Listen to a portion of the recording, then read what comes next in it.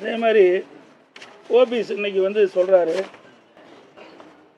திருமதி சசிகலா அம்மா அவர்களை பற்றி அவர் ட்விட்டரில் போட்ட, அதாவது வலைதளத்தில் அப்பொழுது அறிவித்த செய்தி, இவரெல்லாம் எப்படிப்பட்டவர் என்பது நாட்டு மக்கள் அறிந்து கொள்ள வேண்டும். ஊடகத்தின் மூலமாக, பத்திரிகையின் மூலமாக 13 பிப்ரவரி 17 அம்மா அவர்கள் மருத்துவமனையில் இருந்தபோது சசிகலா பேசாதது ஏன்?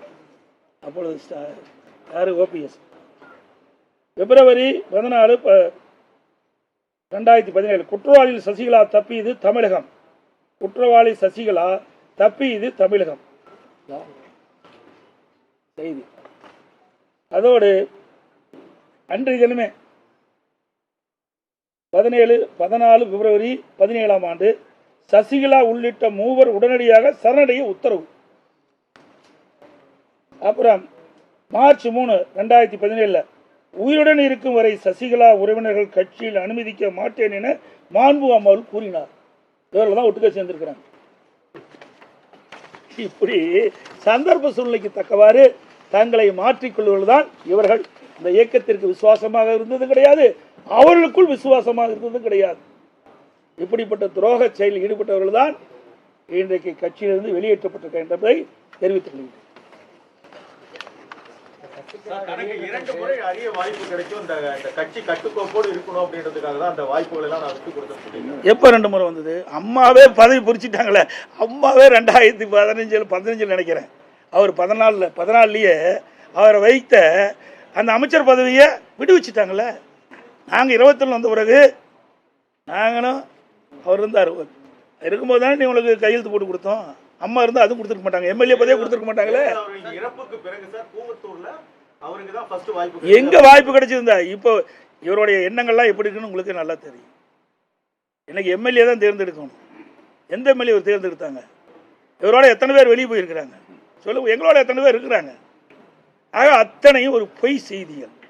இவர் மாய உலகத்தை மக்களை உருவாக்கி அந்த பகுதியில் ஒரு சிற்றரசு போல நடந்துக்கிட்டு இருந்தார்.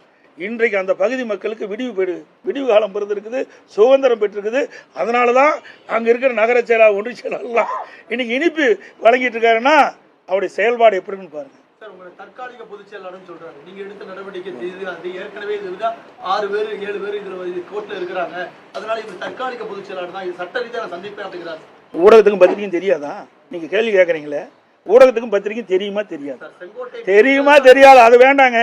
நீங்க வேணும்னு போட்டு கொடுத்து வாங்க வேண்டாம். ஊடகத்துக்கும் பத்திரிக்கையும் அதிமுக பொதுச் செயலாளர் யார் என்று தெரியுமா தெரியாதா?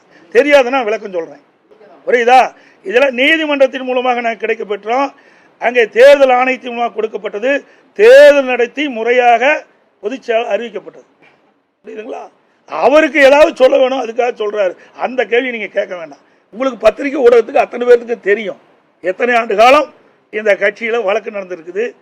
உச்சநீதிமன்ற வழக்கு எப்படி, உயர்நீதிமன்ற வழக்கு எப்படி, உயர்நீதிமன்ற பெஞ்ச் எப்படி, தேர்தல் ஆணையம் எப்படி, தேர்தல் ஆணையம் அங்கீகரித்து எல்லாமே தெரியும். ஒரு தேர்தலும் நடந்து முடிஞ்சிட்டு, 2024 தேர்தலும் நடந்து முடிந்து விட்டது. தீர்மானத்துக்கு கையெழுத்திட்டாங்க. அதே போன்று கட்சி அலுவலகத்துல போய் தரகரவா தாக்குதல் நடத்தினாங்க. இப்படிப்பட்டவர்களை மீண்டும் கட்சிக்குள்ள சேர்க்கணுங்கிற செங்கோட்டையனோட முடிவு வந்து எதை நோக்கி சார் இருக்கு? குறிப்பா கட்சியை வழிபடுத்தணும் இருக்கா? வளர்ச்சி பிடிக்கலையா? பிடிஎம் சார் அவெல்லாம் திமுக கூட சரண் அடைஞ்சிட்டாங்க.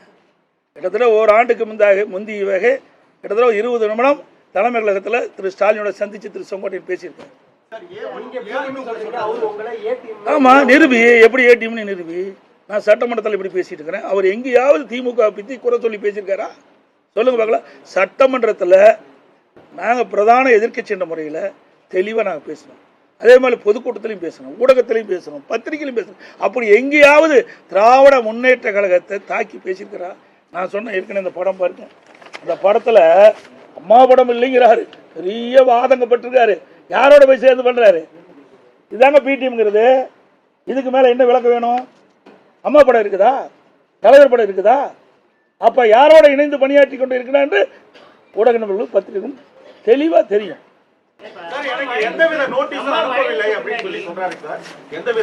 சார், அதாவது அனைத்து இந்திய அண்ணா திராவிட முன்னேற்ற சட்டத்திட்ட விதி இப்படிதான் எல்லாம் நடக்குது. அது இவருக்கு தெரியாதா? இவர் எத்தனை பேருக்கு நீக்கிறதுக்கு எழுதி கொடுத்து நீக்கணும் சார். அதெல்லாம் வேண்டாம். இல்ல, அது மட்டும் இல்ல. இன்னொன்னு, இப்போ நான் டிவியில் அவர் பேட்டி கொடுக்கும்போது பார்த்தேன், கெடு விதிக்கலன்னு சொன்னார். செல்ஃபோனை கூட இதற்கு ஒரு காலக்கெடு வைத்திருக்கிறேன். அப்படி நடக்கவில்லை என்று சொன்னால் இந்த மனநிலையில் இருக்கின்றவர்களை ஒருங்கிணைத்து அதை வெற்றிகரமாக முடிப்பதற்கு நாங்கள் அனைவரும் முயற்சி. இது யார் போய் பேசுறா, யார் உண்மை பேசுறான்னு ஊடகம் பத்திரிகை தெரிஞ்சுக்கணும். ஒவ்வொரு செயல்பாடும் கிட்டத்தட்ட ஓராண்டு காலமாக சரியில்லாமல் ஒரு சூழ்நிலை தான் பார்த்துருக்கோம். அதெல்லாம் நாங்கள் அனுசரிச்சுட்டு தான் இருந்தோம். இறுதியாக இன்றைக்கு கட்சி விரோத செயல் ஈடுபட்ட காரணத்தினால தான் இப்படிப்பட்ட சூழ்நிலை ஏற்பட்டது. அனைவருக்கும் ஊடகங்களுக்கும் நன்றி, வணக்கம்.